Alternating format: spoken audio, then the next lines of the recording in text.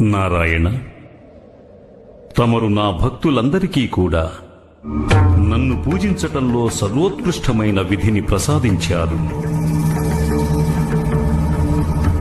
ఈ విధానమే నాకు ప్రీతిపాత్రమైనది. క్షీరమును సమర్పించిన అది భక్తుని మనసుని క్షీరము వలె స్వచ్ఛంగా మార్చలేని పక్షంలో అది వ్యర్థమే.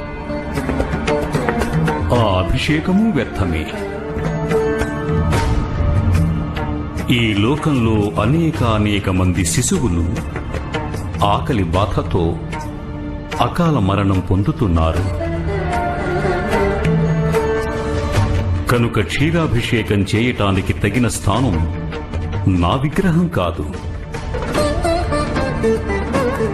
నిజానికి అటువంటి నిరాశ్రితులు